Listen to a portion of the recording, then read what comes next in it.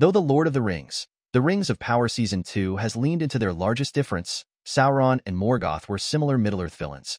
Bound and driven to set himself apart from his former lord in the Prime Video series, Sauron has often noted how his Middle-earth vision would be better than Morgoth. Although Rings of Power has evolved a lot on the interplay between these two villains, Sauron's statements to Celebrimbor on how he intends to improve the Earth ring true. Celebrimbor is discovered in Rings of Power Season 2, Episode 7. Annatar is Sauron, not the Vala ambassador.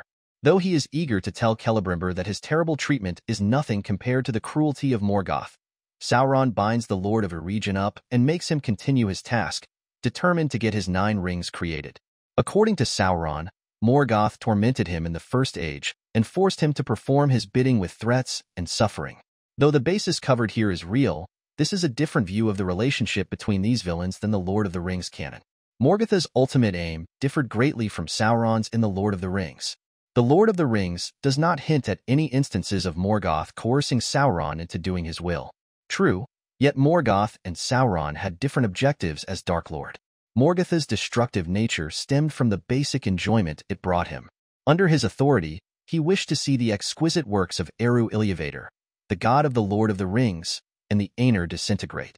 Conversely, Sauron considered the destruction Morgoth brought about in Middle-earth to be a type of cleanse by which he could replicate a better world of his own devising.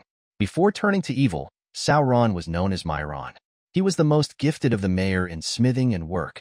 His love was characterized by balance and perfection, which enabled him to create immense beauty. In the second season of Rings of Power, Sauron demonstrates this trait.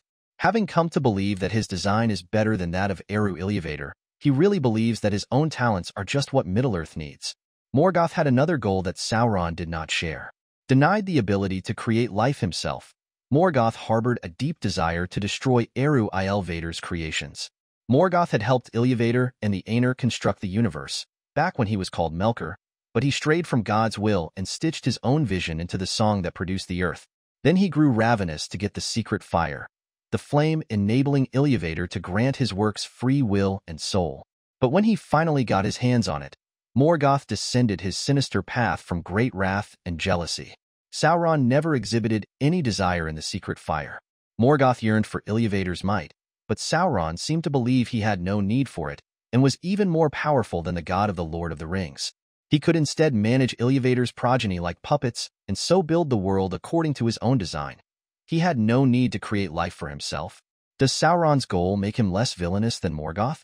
While Sauron sees the Rings of Power as his dominion that will improve the world, Morgoth wants to destroy it. Still, this does not mean Sauron is any less wicked.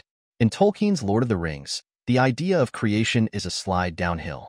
Contributing beauty to Ilúvatar's architecture balances trying to completely obscure or realign the greater plan. Knowing that what he is doing goes against the natural order, Sauron's intention to do so is really quite self-serving. Thus, Sauron's activities are completely evil, notwithstanding any larger good he is trying to care about. Sauron is especially dangerous because he cannot recognize his own evilness. There can be no claim that Sauron is any more redeemable than Morgoth, since he is totally ready to kill or damage anyone or anything as long as it advances his objective. He apparently believes it himself and claims to be better than his predecessor in Rings of Power. Sauron is, in a sense, much more terrible, though, as he cannot recognize his own cruelty. As Celebrimbor noted, Sauron the Deceiver is the finest for fooling himself.